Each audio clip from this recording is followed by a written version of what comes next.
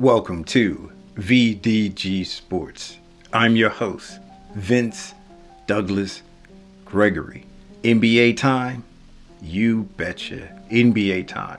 I'm trying to figure out this new NBA experience. I'm trying to figure out who this NBA experience is for. Because there's nothing like being at the game live. There's nothing like being at the game in person, unless you're in the nosebleeds, unless you are so far away. But the thing about being in the nosebleed and the thing about being so far away, you still get that experience. You still get that excitement. You still get that enjoyment of the shared experience, especially if it's you amongst other fans, in particular, your friends, you amongst other friends who are fans, and you're sharing this experience with others, strangers who are fans. Or you could be possibly bantering back and forth with a rival fan at the home arena.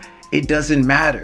It's an experience. It's a shared experience that is worth money, that's worth some kind of value. And depending on where you fall under the spectrum, how valuable it is to you, you will pay that price. And I understand that the prices are getting outrageous. I understand that if you have a family and want to take your family, it's kind of hard to do. But that's not what I'm trying to point out here. I'm trying to figure out this new experience. Who is this new experience for? As I was saying, there's nothing like being at the game live.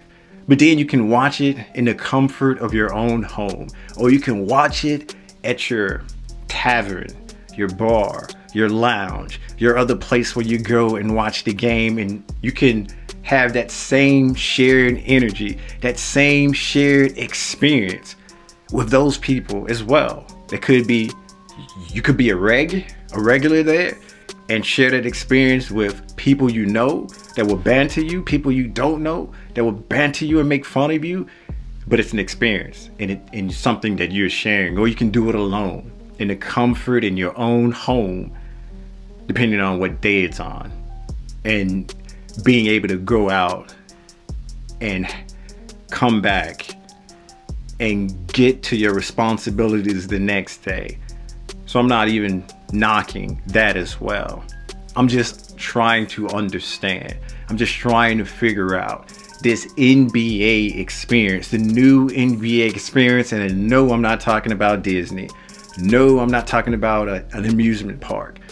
I'm talking about VR, virtual reality, but I'm pretty sure that's not what they're calling it. They're calling it something else.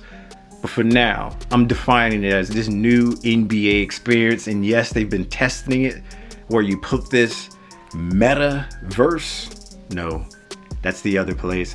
But you put this gear on and it's like you're right there in the action. It's like you're right there experiencing. So I imagine the next best thing to actually being at a game physically would be there virtually, right?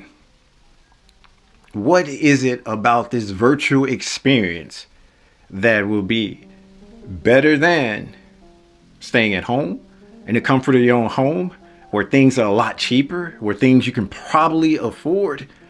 But I know you won't get that certain level of banter. You won't get that certain level of sharing is caring kind of factor unless you have other peeps there, which is fine and dandy. But what about actually being at the game live? That experience can't be duplicated. It can be replicated, but it can't be duplicated. And we all know the original is the best. The original is the best. And so with that being said, being there firsthand, being able to actually move around in the real life, high five in the real life, interact with other people in the real life, but be a little bit or a lot more expensive than being at home. So with this virtual NBA experience, what's that all about? Who is that being marketed to? Who is that for?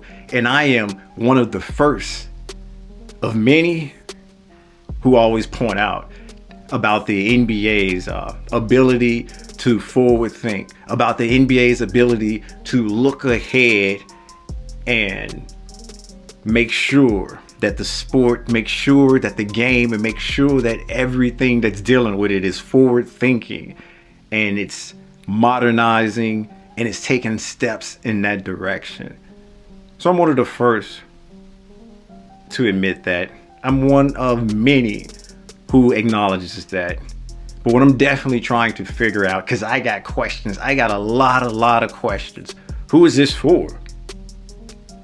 Because the people who can't afford it won't be able to afford it. And the people who can afford it, that don't like it, or that isn't their kind of MO, that isn't something that they would be comfortable with, putting this virtual stuff on, having this virtual gear, where they would just rather be courtside, or they'll just rather be in the stadium itself. And that's why this question is definitely not something that's going to keep me up at night, but it's definitely something that's got me thinking, because the NBA just doesn't do things to do things. And I'm pretty sure this isn't something that they put out and said, hey, this is what we're doing, this is why we're doing it. Tough, deal with it. And I know that they've actually worked on this previous, and in the future they've already have games, or they already have instances where they're going to continue to work on this. Who is it for? It's definitely not for the people that can't afford it. It's definitely not for the people that's not comfortable and cool with the technology. Who? Now, if over time the price were to drop, or if over time the circumstances that's going on, let's say something comes up, something happens in the world that it will be more advantageous to be virtual, I can see it working out then. But that goes back to the first question. That goes back to the first question mark above my head. Who is it for? Who can afford it? Will the prices come down? Will the experience get better? What about glitches? What about the experience is going to be better than the experience of a regular person sitting in front of their TV, hanging out with friends, inviting friends over, having a get together, having a kickback, having something of that sort, or friends meeting up at your local tavern, friends meeting up at the local bar, friends meeting up at some other establishment and hanging out and kicking it then. So what is this going to replace? What is this making better? How is this being more efficient? How is this affecting the game overall and going to make the game better for the consumer? Assuming the consumer can afford it, or the price will come down. Those are a few questions that I have, and that's on my mind. Will it keep me up at night? Maybe. Maybe. Do you have any questions? What do you think? Who is this for? Can you answer some of those questions? I have no idea, and I don't know what you're thinking on this one. I got questions. Over time, hopefully the NBA will have answers. But as of now, the NBA experience, the best one that's available out there, is in person, live at the game, shared experience with interacting with other people in the building. That can't be topped now. That cannot be beat. Don't knock it till you try it. Even nosebleed has fun. Even nosebleeds are fun sometime as well. And I'm talking about the seats. I'm talking about the seats. You know what to do. Let us know.